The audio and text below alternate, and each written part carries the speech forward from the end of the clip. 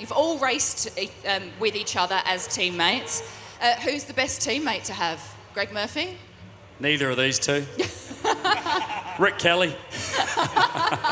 Favourite Bathurst teammate, Craig Lowndes? Famous? Actually, both of them. In different ways. When we first went there in '96, Murph was somewhat a rookie at the mountain. And again in... Because you'd been there so many times. Twice, once more. And then Richo in 18, which was a great story because the car was a bucket of bolts and basically we didn't think we'd do more than 5 laps. So Saturday night, tradition, we have a glass of wine and it turned into 2 glasses thinking we were going to do 5 laps and not finish the race and then bugger me. The car kept going. There's another guy called Davey Reynolds, got a cramp, thank God, and we ended up winning the race. Fantastic. So you're saying that 2 glasses of wine is a lucky charm? Yeah, and it's been like that ever since. Actually, Craig Lowndes was a shit teammate. So in 95, he didn't even let me drive the car. He broke it before I even got to drive it. And then 96, he was in the car and the race started very wet. Very, very wet. It was very wet. And he's out there doing his thing with one arm on the window and like, it's a walk in the park. It's all great. And the team go, hey, Lowndesy, you're going to be coming in shortly. You know, what tyres should we put on? Because it's drying out there. He's like, yep, 100% she's slicks now. 100% track's nearly dry. Yeah, it slicks, no problem. That old chestnut. That old chestnut. Talk Yeah. about set your teammate up for failure. So he's like, right, yeah, slicks. It's like, yeah, the boys, Jeff Grech goes to me, yeah, she's definitely slicks. He's coming in, get ready, send you out on slicks. We come in, we stick it on slicks. I drive out. The track is wet. Everywhere. It's wet. I'm on slicks. I hit the wall on my first lap at the top of the mountain. I thought, that's it. I didn't even get to race last year. I am not going to complete a lap this year. That's the end of my career, thanks to Craig Lowndes. Wow. And anyway, it didn't break the car. I got passed by just about everybody because I was so slow, but then it did dry out and then things got better from there. But I've never forgiven him for that. And then I was in the car, towards the end of the race, and then we had an argument on who was going to finish it because he couldn't be bothered getting back in, and I didn't want to be in the car for the finish because it was too stressful. And anyway, he finished the race. So I feel like you've got the deciding vote here, Richo. Who is the better teammate? He's probably going to say Jason Bright. Yeah, I didn't mind both of these guys because I'm pretty laid back and they pretty well did most of the work off the track anyway, so I could just cruise along and relax. But I had great times with Murph. I think 1999, we were driving up there and our wives were coming up later, and we sort of looked at all the co-drivers and who was fronting up, and we we had a list in the car. We had a list in the car, and we sort of went, you know what? There's probably not many stronger combos this weekend. We might actually be within a bit of a shot at this. Right. So and hence history shows we had a good run, and with Lowndesy, so I spent 3, 4, 5 Bathursts with Craig, and I guess it did bugger all. Yeah, that's right. That's right. The first year he punted Frosty. Where this was the shortened race in 14, the race that was stopped and then recovered. He punted Frosty. We were on for the win, 100%. And anyway, that happened. Then we had a bit of a drama. The next year we won.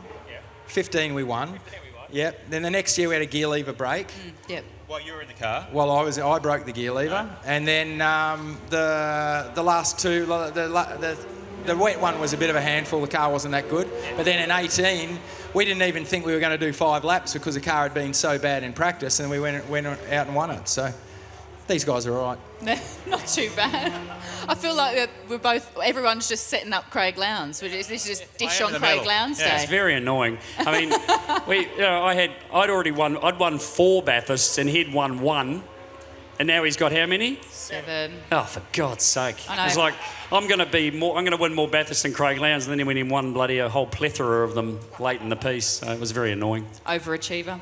Anyway, let's talk about this beautiful machine to our left, the VT Commodore, the Kmart Commodore, the 2000. You guys scored the podium together, you and Richo. Murph, reuniting with this car, it's lovely. Well, it brings back a lot of memories, and I've been just been looking at the logbook in the car with the car, and he and I have just been trying to actually remember all the details about it. Yeah. So it actually hasn't done a lot of work at all.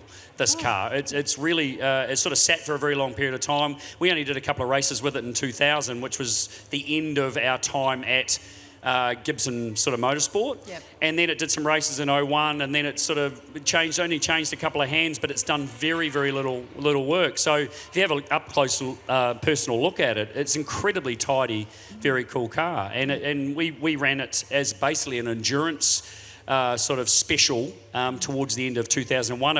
It came to life in August 2000. And then we did a handful of races with it, and then that was the end of it. So, listen, all these things you sort of start thinking about. At the time, it's just a car. It's just a tool to do the job, and if it goes good, you like it. If it doesn't go good, you don't like it. But this has actually got great history for Richo and I over a very short period of time, because at the end of 2000, old mate came along and shoved us out of a job and left us hanging. We didn't know what we were going to do. That's another story. Where Lowndes helped us out, not. And so we departed and went our separate ways at that point. So we've just been reminiscing about what it actually did for us. But 2000 again was probably a little bit unexpected to be on the podium for us. Was that the car that had the funky exhaust system out the back? No, this one didn't. No.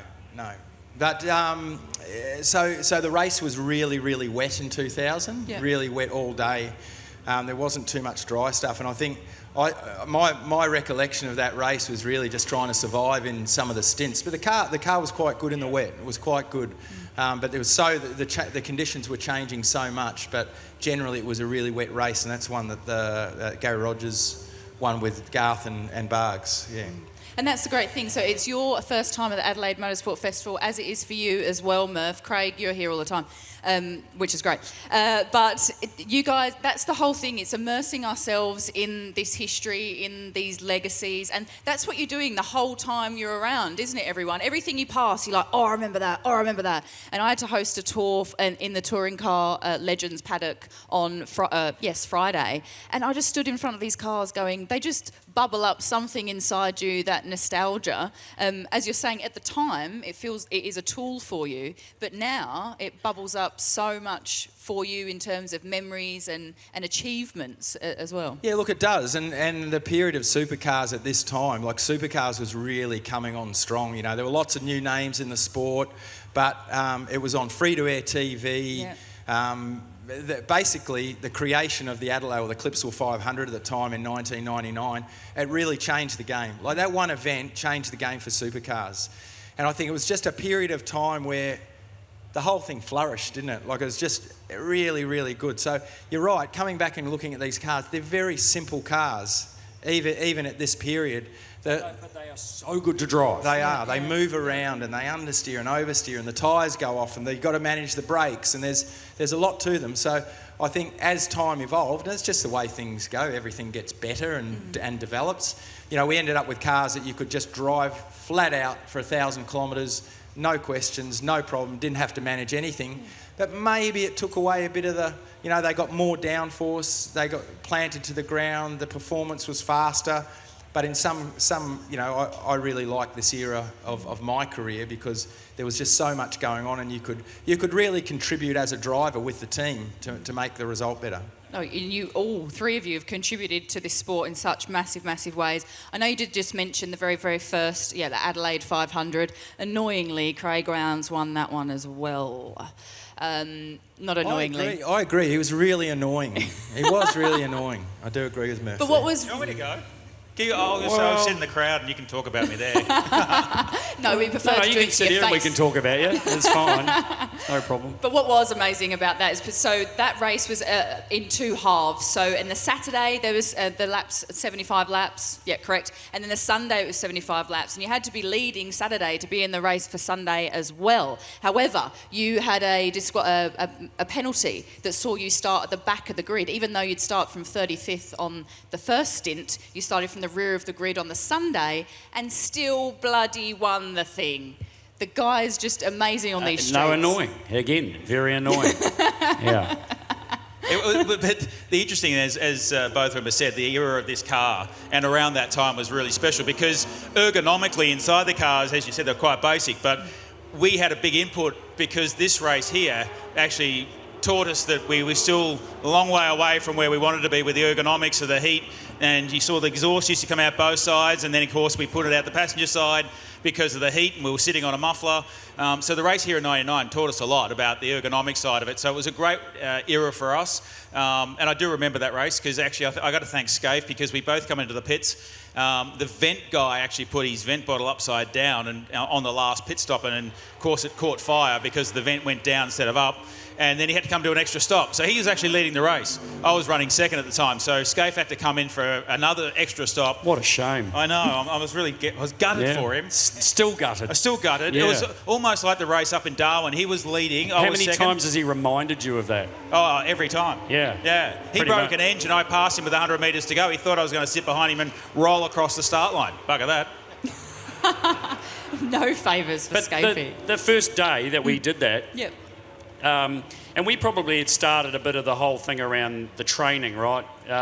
When we were both at HRT in the mid-90s, Jeff Gregg had all of a sudden forced us into this whole thing about training, physical training, which was a good idea, as it turned out. But we turned up, no cool suits or anything, obviously, back in the day, right? And the races that we were doing were 20-minute races. You know, prior to that, there were 3 20-minute races on a weekend. There'll be plenty of people in here that remember that. The longest race we did was Sandown and Bathurst, and obviously we were sharing cars, and as Richo said, we were never driving them flat out. They weren't that difficult, to be fair. But we turned up here this time of the year in 1999, and it was this hot, right? And we'd never, ever spent that much time in a car, single driver. Paul Radisich was almost dead. They had to literally pour him out of the race car at the end of the first stint. We were putting drips in our arms, all sorts of things, you know, to try and actually rehydrate. And then the next day was a bit of rain, I think, too, wasn't there? On Sunday, it was quite different, but that made everyone sit up and take notice about what we were going to need to do moving forward with these types of races. So, you know, it was a significant change, as Richo said, to the preparation, but also how we looked at the future of supercars. Yeah, fantastic. Well, this weekend you are back in family legacy, of course, the Nissan Skyline, the 31, which is wonderful. You've been aboard it, you've been driving it. Tell us what it's been like. Streets of Adelaide and a car bearing your family name that your dad won his first title in for Nissan. Yeah, that's exactly right. So the car is the forerunner to the four-wheel drive GTR. It's called the code name Skyline HR31. And basically what happened was the quick version is the GTR was coming along on stream in 1990, but it wasn't going to be ready for the first round. So they put Dad and Scaife in the HR31s to get through to the point where the R32s would come on board. But what turned out actually was incredible because they had refined that car so well, and at the time the Ford Sierra was the dominant car on the grid. And they refined it so well that by the time they got to the 6th round of the championship, Dad was actually leading the championship in that car. Yeah. Then he transferred into the R32 for Perth. He finished 4th, and then at the last round in the GTR, he won the round. So in some ways, a lot of people think that 1990 was all about the new GTR Skyline, but in reality, it was about that car and what an unbelievable job Gibson Motorsport had done with a car that was on Group A was a global platform. So these cars were being run in Japan and in Europe and all that sort of thing.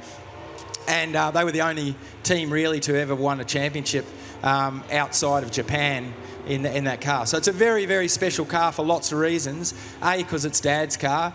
B, because it won a championship in that era of Ford Sierra dominance. And it's just great to drive. It's so good. Yeah, Skylines just hold such a dear place in my heart, and just how they just revolutionised Group A here. And I actually got to sit down with Alan Heafy this morning and talk all the way through all weekend at Scaife. He crashed that car, 1990, and then they brought it back. Miraculously, Alan just got a random phone call one day, 8 years ago, to say, I bought this door in a school fete auction. And I think you might like it. I think it's from a Skyline. And Alan says, okay, just send me a photo of it. Let me have a look. And it's the door from the number 1 chassis. Bought it in a school fete. Tell us your name and fire away with your question, please. Hi, I'm Claire. 2025 season, what do you think of the new format for who can win the championship this year? Ask all three. Can we start with Greg Murphy? Yep, I like it because it's different. We need a change. You can have all sorts of opinions on all these kinds of things, but I think our championship needs a bit of a rev up and something different to focus on. I think it's actually well thought out. It's not like the chase that they have at NASCAR. It's a little bit different to that. And it's going to put the pressure on the teams and the drivers. Yes, there'll be losers and there'll be winners, and I just want it to be a little bit different and create some excitement that we can lose with a standard championship, right? So a standard championship just deletes people from the list as the championship goes on, and you can have a champion obviously way before the end of the season. We've been lucky in the last few that we haven't. But I'm excited about just seeing the pressure that gets put on the drivers and how they manage it. So for me, it's a real positive. Who's going to win? This makes it almost impossible to tell. Yeah, I'm the same. To be honest, at the beginning when they first announced it, I wasn't a big fan of the whole process. But like Murph said, when you actually understand the process of it and the elimination of it as it goes on, so we'll come to here with an unknown champion. So it's going to be, that for me, as Murph said, is exciting. To call it, it's going to be interesting as the year goes on. You're still got to be consistent throughout the year, so the champion at the end of it's still going to have to be consistent. So it's not like that you're just going to luck it in at the end. But it's going to be exciting to watch. Richo, what do you think? I love it. I just think, you've got to get to the last round. You've got to create a spectacle and create excitement. So to come here and have 4 guys that are going to be in contention, I mean, the storylines, it could be one crashes into turn 8 on Friday, and then there's a whole story about how they're going to come back from that. They're going to be guys just laying it on the line in those races, knowing that if they get one position, it could make all the difference to their year. So I just think it's just going to add an incredible end to what's going to be an exciting championship. And it ripples through the team as well. Even if we saw with the introduction of the live pit lane, everything started to really matter to every single person in that team, and the competition went through the roof just for the live pit lane. So it'll be really interesting to see how this final series does it on steroids, hopefully. Thank you very much for your question, Claire. Please tell us your name and fire away with your question. I'm Owen, and I was wondering, what are your guys' daily drivers? Daily drive. Richo, what's yours? How many do you have? No, look, I've only got the one. I'm a bit of a ute man nowadays. Ford Ranger is my daily drive. Nice. Mine's a little bit bigger, the Chevy Silverado. Of course it is. And just to complete the trio of ute drivers, VW Amarok. Yeah. And I don't know how many of us pay for them. How many of us pay for them? No, still not. So things are still pretty good. Yeah. Things are still pretty good. Good on you. Well done. So impressive. Let me know how you do that, really, by the way. That really is the competition all the way through, right to the end, is how many vehicles you've had to pay for in your life. Yeah. Do the cars get better the more Bathurst that you win as well? We just on a story on that, we just missed out in 1995 when Russell and Larry won, but they got given a Commodore, right? An SS Commodore, and by Holden as a winning prize. And so I actually didn't know that was going to be any different the year we won it. So I was expecting an SS Commodore as a prize, and for whatever reason Holden didn't do it that year. It really pissed me off. Yeah. Quite rightly. Name and question, please. My name is Dominic. What do you gentlemen think of the current generation of supercars and the direction in which the series is going as a whole? Direction of the supercars, cars, and where the series is going? Yeah. Yes, Murph? Are we starting in a line again, are we? Okay, right. Oh, sorry. Mate, I honestly still love the philosophy. The philosophy of supercars, as far as I'm concerned, is still the same. I love a muscle car. And so I think that Camaro Mustang is suitable for it. Toyota, obviously, the Supra coming in next year. So as long as it's got a V8 in the front of it and it drives the rear wheels, I'm pretty happy. Yes, listen, it's different to what it used to be. I know a lot of people still go, I want it like it used to be. I want when Holden and Ford had what they did. Well, unfortunately, we don't have control over that, right? The big Chevrolet or GM and Ford have control over all those things, and it's just a matter of course that we go through such significant change. You know, one of the saddest days, obviously, for a lot of people was Elizabeth closing down and the announcement that we weren't going to have what we had before, Commodore disappearing in 2017 from Australia, and then introduction of other cars. It just meant that we had to go down the path that we've been. But as far as I'm concerned, you've got to remember that winning on Sunday, selling on Monday went out the window decades ago. It's about brand. The brand's being represented by a Mustang, or being represented by a Camaro, or represented by a Toyota. It doesn't mean that they're the car that we all need to go and buy, or the car that we all want, but it means that the brand stays involved in the sport, right? And that's what it's the most important thing that we need to remember. So what we've got is, at the moment, I think is really something I enjoy. It's about the competition. What I want is more of what we saw at Saturday night at Sydney Motorsport Park. I want moving drivers out of the way, respectfully, and not fencing people. We don't want that, and that's not what anyone wants to see. But I want to see roughing up. I want to see, if you're slow and you're blocking, you move them aside, and that is fair game. The only thing is, drivers need to remember, when that happens and you do that when it's on the other foot, you're okay with it as well, right?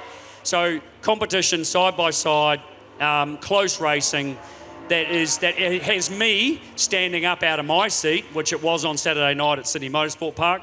The more of that, the better, and that's what we expect from our number one class in this part of the world, which is V8 supercars. Because Murph never did that in his whole career, so... I did it all the time, and so I'm happy with it.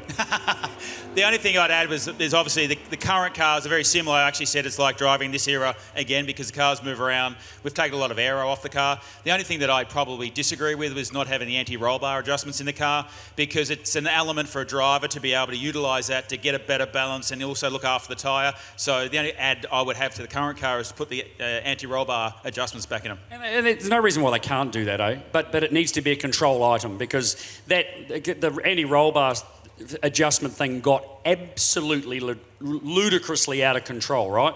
The money that was spent on that area in the previous model cars was stupid, just completely stupid. So as long as they should put it back in with a common control item, and that should be easy to do. So yeah, I agree with that. Yeah. What do you think, Richard? That's the only thing I want to change. The only thing I'd like to see changed is adjustable anti-roll bars for the drivers. I think I concur with what these boys have said, but having some adjustment in the car is important.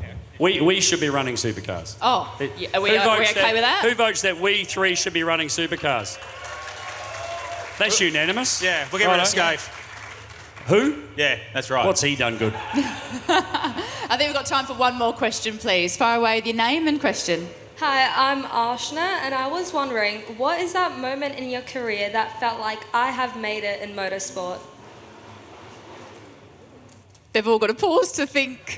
I think that for me, getting an opportunity to test drive the HRT car at Calder Park in basically the end of '94, and for me it was a great opportunity then to crack on and have a crack at sort of getting involved in this level of motorsport.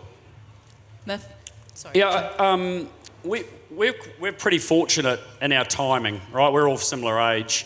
Richo and I are exactly the same age. He's a little bit younger, but we arrived in the scene in a similar time when the sport was evolving in a big way. Because if you remember through the mid-90s, Lowndes sort of set the tone actually to give the rest of us a chance. I followed on very quickly after him, because he showed this young guy driving Group A cars or Australian touring cars was fast. And at that point, it was Dick Johnson, it was Larry Perkins, it was Peter Brock, it was Thomas Mazera, it was Glenn Seat, it was all these guys who'd been around a little while, not Glenn so much, but and so it opened up this channel which then we were able to jump into, and we were given chances, well, both of us by Holden Racing Team, which then really showcased the opportunity or other teams to follow suit. So it was right place, right time. I arrived in Australia in '94, racing Formula Holdens against Lowndes, and it was a timing thing. It was a risk that I took to do that, and it paid massive dividends because again it was right time, right place.